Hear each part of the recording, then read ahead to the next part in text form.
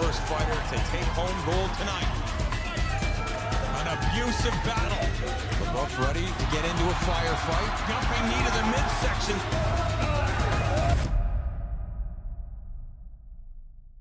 Cory, thanks for being with me for your FTC interview.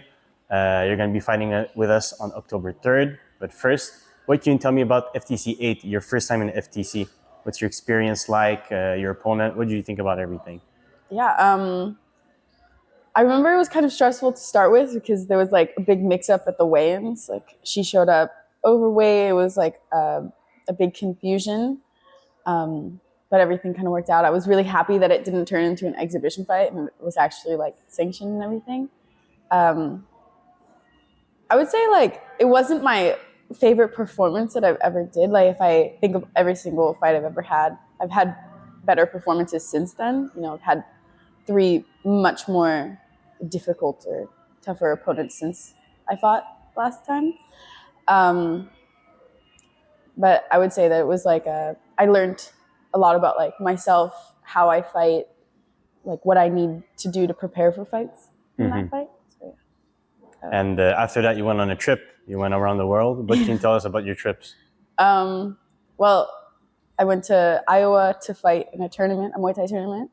I fought 2 girls from the States. It was really, really tough. They were both really tough opponents. And that was really, really fun. Those 2 fights were like really fun. I was so nervous. I've never been that nervous for a fight in my life. And then I went to Thailand for 2 months. That was a life-changing experience. I don't know. Everything is so different there. Obviously, it's 14,000 kilometers away. I also fought maybe the toughest girl I've ever fought in my life. Like, I don't think I've ever had that difficult of an opponent. She was like a foot taller than me. And I'm pretty sure she weighed way more than me too. Yeah, got a nice hefty cut. I still won. So yeah, I would say like I think I'm a better fighter from these experiences for sure.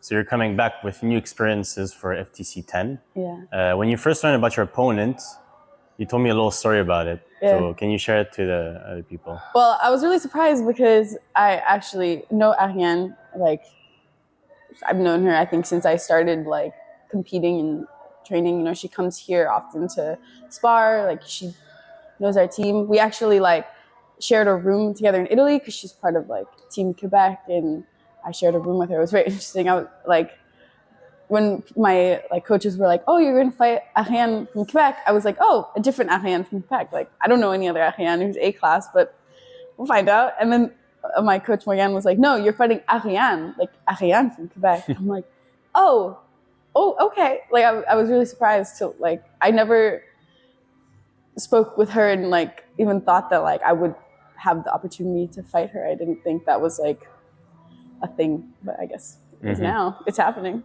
So fighting someone that you know kind of a bit more than the other opponents maybe, does that change anything that's going to happen in the ring for you? No, not really. I mean, like, if she had the opportunity, I believe that she would also try to knock me out and hurt me. So why am I going to be afraid to do that? Also, like, before a fight, after the fight, like, you're a human and whatever, but like when we're fighting, like, I'm fighting you. You're my opponent, you know? Not my friend, not the girl that I shared a room with in Italy. So I think that's like, I can make that distinction, you know? And the ring's going to be blue corner, red corner, and then afterwards maybe exactly, yeah. something more chill. Exactly. We were talking after your win. You were telling me like you want more B-class fighters, A-class fighters in female fights. So we have 2 less FTC. Yeah. FTC 9, we had Zayn against Christina. And then we had Anik fighting for the belt against Fain Foss. Yeah. So what can you tell me about Zayn and Christina? Did you get a chance to see them? Do you know them? Yeah, well, I know Zayn like a lot more. And we're kind of friends. So like, I would say like, I think I'm surprised that Zayn hasn't had the title shot at FTC yet. I think from the highlights that I saw, because I didn't get the opportunity to actually watch the whole fight, I see like Zayn, she's so strong, she's very technical, she's like she's smart. When I see her fight, she's not just strong. She's smart.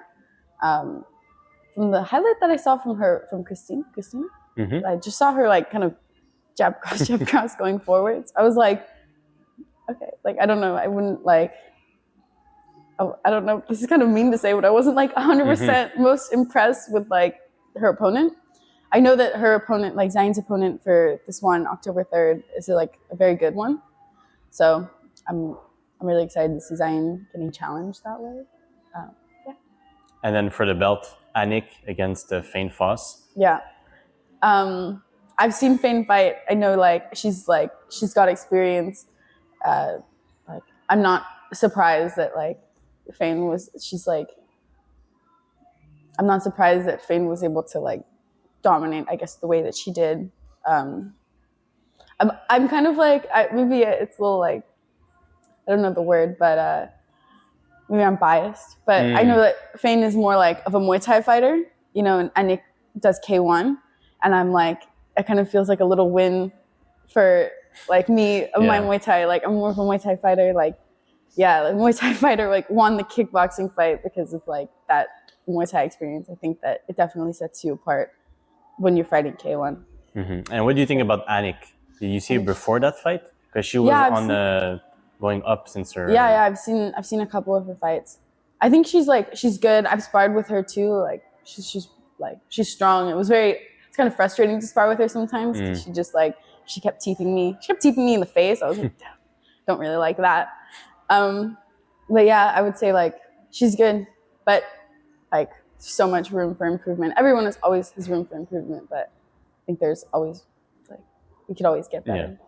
Out of the 4 people I just mentioned, which one would you like to fight for your next fight, if you could? Well, considering none of them were in my weight class, and this is a strictly hypothetical, I think Zain, because she's just like I'm the most impressed and like by her like just fighting. I think she's the most impressive and would be such a challenge. Okay, so Zain's for you is very impressive and demarks herself from the others. Yeah. Basically. Okay, nice.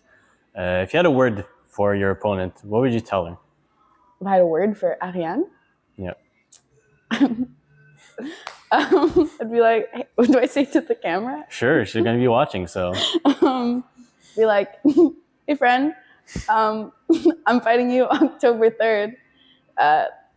Crazy that we're going to be here. I'm so excited to continue being your friend after. And I've trained really hard for this one, so excited. Yeah. Thank you, Cory. Do you have a last word maybe for your fans, the people that are going to come to FTC, the guys from your gym? My fans? I'm not really sure.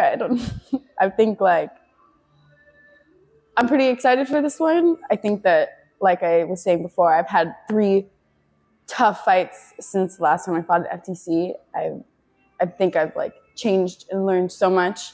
I've had a whole 2-month fight camp in Thailand, just training with such amazing coaches and fighters. I don't think that I'm the same fighter that I was at FTC 8. So I think I'm excited to show that. That's what they can expect. Yeah. And you, Cory. Yeah. Thank you, Cory, for your time today. Thank you. Thank you. Be the first fighter to take home gold tonight. An abusive battle. We're both ready to get into a firefight. Jumping knee to the midsection.